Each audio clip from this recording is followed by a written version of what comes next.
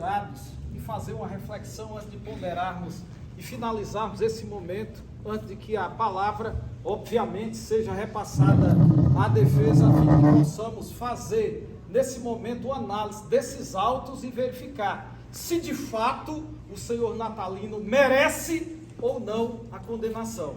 E parafraseando o grande criminalista Nelson Gria, o mesmo chegou a dizer: o homicídio é o tipo central dos crimes contra a vida, é o ponto culminante na orografia dos crimes, é o crime por excelência, é o padrão da delinquência violenta e sanguinária, que representa como que uma reversão atávica às eras primevas, em que a luta pela vida presumivelmente se operava com o uso dos meios brutais e animalescos. É a mais chocante violência ao senso moral médio da humanidade civilizada. É hoje que eu trago perante vossas excelências esse caso para apreciação, porque daqui vai sair o veredicto, daqui vai sair, e eu confio na sociedade, eu confio em vossas excelências, que hoje a sociedade do estado do Pará vai trazer aqui um decreto condenatório para trazer resposta a esse homem que de uma forma tão violenta e cruel ceifou a vida de um jovem de 24 anos de idade, pegando-o e atirando em suas costas como forma cruel, vil, repugnante de um crime que jamais ele, como segurança, agente de segurança pública à época, deveria jamais ter cometido. E assim eu trago a reflexão a vossas excelências, senhores do Conselho de Sentença. Se esse homem, no meio da rua, pegou a arma, que é de propriedade do Estado, e deu 7 tiros nas costas de um jovem de 24 anos, o que é que esse homem não faz às sombras? O que é que esse homem não faz quando está em operações que não existe filmagem, que entra nas periferias? O que é que ele faz com as pessoas pobres? Essa é a reflexão que eu vos trago nessa tarde, antes de encerrar essa peroração. E no concernente, aqui o requerimento ministerial esposado na exordial acusatória, em que se pediu o reconhecimento de duas qualificadoras, qualificadora do motivo fútil, e o recurso que dificultou ou impossibilitou a defesa da vítima, eu quero trazer só uma reflexão a vossas excelências.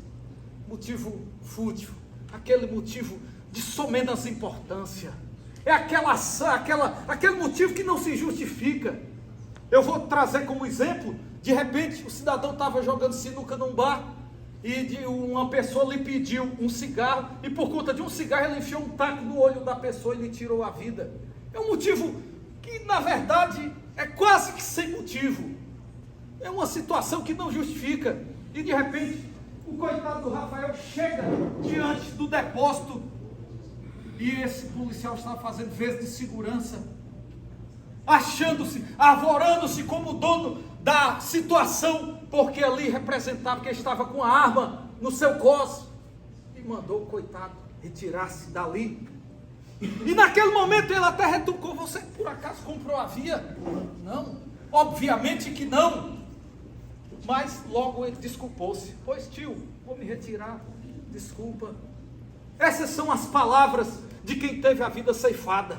E o homem, numa ação violenta, truculenta, não satisfeito, foi, perseguiu e atirou nas costas diversas vezes, impossibilitando a sua defesa. E eu pergunto ao nobre Conselho de Sentença: numa situação como essa, tem motivo para o senhor Natalino matar a pessoa de Rafael? Não. Pois, em não havendo esse motivo, eu gostaria de suplicar a vossas excelências que possam, quando for quesitado, em primeiro lugar, condenar a pessoa do réu em todos os termos da denúncia. Em segundo lugar, quando forem questionados a respeito da qualificadora, dessa circunstância que gravita em torno do tipo penal que o qualifica, possam reconhecer que, de fato, nessa circunstância, houve um motivo de somenas importância. Reconhecendo isso, vossas excelências estarão votando favoravelmente no que diz respeito a essa qualificadora. em razão do motivo, outra qualificadora, a que dificultou a defesa da vítima, eu pergunto, uma pessoa que vai de costa e recebe diversos disparos de arma de fogo nas costas, ele tinha possibilidade de defender-se? Se vossas excelências considerarem que o recurso dificultou, votem também pelo reconhecimento dessa qualificadora. Parafraseando Ramon de Campo Amor, inepte mundo traidor, não há verdade, mentira. Todo tiene color del cristal com que se mira. Dito de outro modo, as coisas têm as cores das lentes com as quais a gente olha para ela. O julgador não pode ter a visão estrábica. O julgador não pode ter a visão zarolha. O julgador não pode ter a visão obnubilada. Se hoje nós queremos estabelecer justiça aqui nesta cidade, nesse estado do Pará, nós não podemos jamais permitir que esse homem saia do tribunal pela porta da frente. A partir do momento que ele ceifou a vida de um homem, ele assumiu uma dívida para com esta sociedade. E essa dívida, um dia ele vai sair. Um dia ele vai sair da cadeia. Mas por enquanto ele tem que amargar. Porque a pena, ela tem uma função dupla em si. Primeiro, a repressão geral e a específica, se biparte em duas. Em segundo lugar, além da reprimenda, obviamente, dá exemplo para os demais, ele tem que pagar. Ele tem que pagar. Então essa dívida, senhores, vossas excelências poderão votar, condenando, reconhecendo as qualificadoras, estará sendo feita justiça hoje, no estado do Pará. E antes de concluir o raciocínio acusatório, eu gostaria de ler um texto, porque na outra dimensão, o Rafael está ouvindo a voz deste órgão ministerial que clama nessa noite a condenação de quem lhe condenou a uma prisão da qual nunca mais ele poderá sair. A quem lhe privou da oportunidade de realizar os sonhos, da oportunidade de estabelecer uma família, da oportunidade de um dia pensar em ter um filho, de ter um neto, porque o homem que não tem isso, o homem que morre sem ter um filho, ou a mulher, pode ter certeza que a existência, ela não atingiu o ponto central. Porque coisa gratificante é quando a gente olha para o filho e percebe nele as nossas características, o nosso DNA, e saber que mais do que isso, nós teremos a nossa história perpetuada. E esse jovem não teve a oportunidade, de perpetuar sua história, por conta de um ato violento, truculento, de uma pessoa que poderia naquele momento ter dito, deixa esse rapaz embora.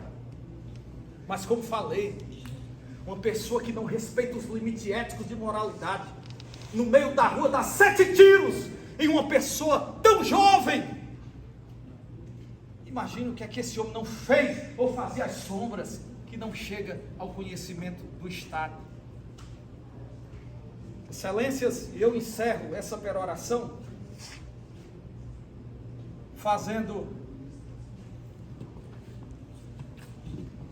invocando aqui a presença da vítima. E hoje ele vai mandar uma mensagem a vossas excelências. Sonhei sonhos que eu não vivi. Muito cedo deste mundo parti, morri. Sonhei sonhos que não vivi, sonhos abortados ainda em pensamentos. Nunca fui exigente e confesso, eu estava até contente com o pouco que a vida me dava. Mas até aquele pouco me foi negado. Meus sonhos eram pequenos. Queriam, como todos, morrer de morte natural. Não desta forma cruel, violenta, covarde e brutal. Queria envelhecer, realizar sonhos sonhados. E por que não? Cometer até alguns pecados, como todos cometem. Eu queria viver uma vida normal, igual à sua, igual a de qualquer mortal. E estou aqui neste plenário e você não me vê e nem precisa. Para quê? Basta que você sinta que eu estou aqui. Basta que você saiba que eu fui julgado condenado, executado por um crime que não cometi. Espero um julgamento com o mesmo instrumento de quem me condenou, não só com o Código Penal, mas também com a mesma lei, violenta, brutal, lei animal.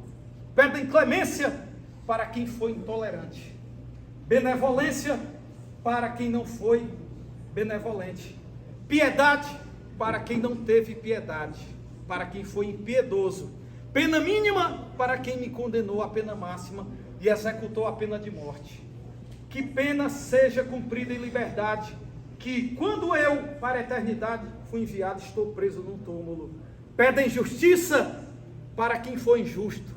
Pede, enfim, tudo para o meu carrasco, quando ele de mim tirou tudo que eu nunca tive. Senhores jurados, não quero piedade para a minha sorte. Quero, exijo, requero justiça pela minha morte. Com essas palavras, esse órgão ministerial suplica a vossas excelências que, quando forem quesitados, possam condenar a pessoa de Natalino, para que ele cumpra uma pena de uma dívida que ele assumiu para com esta sociedade. Mas daqui a 5 anos ou 10 anos, no máximo, ele progride de regime, vai estar em liberdade, enquanto que aquele jovem de 24 anos tivera a sua vida ceifada e não terá mais oportunidade sequer de respirar o ar que nós respiramos. É de clareza solar o raciocínio acusatório, e aqui não adianta tergiversar, não adianta querer dizer que houve aqui uma situação em que ele imaginava estar em legítima defesa. Não existe isso, não existe isso. Vossas excelências são experientes, vossas excelências já lidaram com questões muito mais complexas, e aqui nós não vamos tergiversar ou confundir a cabeça de vossa excelência, como é costume de alguns, como é costume de algumas pessoas que, no afã de ver uma tese prevalecer, costumam aqui tumultuar o processo. Esse processo é claro, esse processo resta demonstrado de que, de fato, a condenação à pessoa de Natalino é a medida que se impõe. Parafraseando o padre Antônio Vieira, não é de pedir pedindo, senão protestando e argumentando. E esta licença e liberdade pertence a quem não pede favores, senão justiça. Senhora Ana Rosa, hoje a sua dor não vai passar, é verdade, mas ela pode ser amenizada com esse decreto condenatório. Não vai trazer seu filho de volta, é verdade, mas vai trazer um alento de que a justiça foi feita. E hoje eu peço a vossas excelências mais uma vez, e aqui eu até, caso haja alguma necessidade, a defesa voltará em tréplica, e eu vou trazer aqui o depoimento do Daniel, que se retratou. Em primeiro lugar, disse que tinha visto a situação de legítima defesa. Segundo, não ratificou, retificou, corrigiu seu depoimento e disse que fora orientado pelo advogado para trazer aquela situação, para depois criar um álibi, e isso com certeza vai ser muito bem explorado aqui. Mas eu gostaria de suplicar aos senhores do Conselho de Sentença que possam ouvir, e eu, como promotor de justiça aqui dessa cidade, com mais de 10 anos, já tendo condenado diversas pessoas que de fato são sabidas, e aqui nós não recuamos e arredamos o pé 1 milímetro de fazer justiça para proteger os senhores. Eu, como o verdadeiro advogado dessa sociedade, peço aos senhores que, com a seriedade com que nós conduzimos o nosso ministério, como garantidor da ordem pública, como garantidor da ordem constitucional, nós pedimos a condenação do Natalino em todos os termos delineados na exordial acusatória.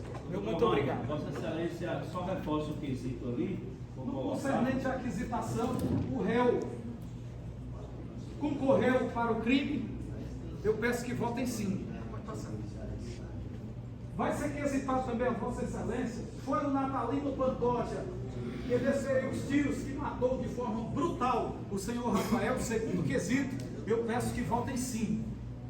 No que diz respeito ao terceiro quesito, o quesito genérico, absolutório, Vossa Excelência, por qualquer motivo, podem absolvê-lo, mas quando forem questionados, os jurados absolvem um réu, peço que votem não. O crime foi cometido por motivo fútil, esse será o quarto quesito, sim. O motivo foi realmente de somenos importância. Ninguém pode matar uma pessoa pelo fato de que essa estava na frente de um depósito. E aqui não, é porque estava contando o dinheiro. Não existe isso. Não existe isso. Então votem sim para que essa qualificadora ela possa incidir quando da aplicação da pena. Porque do contrário, se entrar no homicídio simples, não vai valer nada o esforço do Ministério Público. Vai pegar uma pena de 6 a 20 anos, já sai do semiaberto. E esse homem vai voltar a andar nas ruas com esse comportamento agressivo, violento, e quem sabe a próxima vítima poderão ser Vossas Excelências, ou os filhos de Vossa Excelência, ou qualquer um de nós, o que sabe, nós, Ministério Me permita só um segundo, Vossa Excelência, para falar que está aqui, existe daquele cidadão ali, não sei de que forma, mas pela competência da defesa dele, que ele se encontra em liberdade. Passou 8 dias preso. Isso, se encontra em liberdade. 8 dias preso. E aqui, agora, observe algo que o juiz deixa claro, que ele pode usar a arma quando ele está de serviço. Sem estar de serviço ele não pode, ele não é policial toda hora não. Portanto, quando vê a cara dele, corra, porque você pode ser o próximo vítima dele. Tudo pelas costas. O maior ato de covardia, acicatado pelo espírito da covardia. Eu estava a deambular com meu colega, membro do Ministério Público, eu disse, eu já vi crimes covardes, mas como esse, são poucos os que eu já vi nesse estado. Muito obrigado. Presidente. Um minuto que ainda resta, eu vou deixar aqui para alguém ver.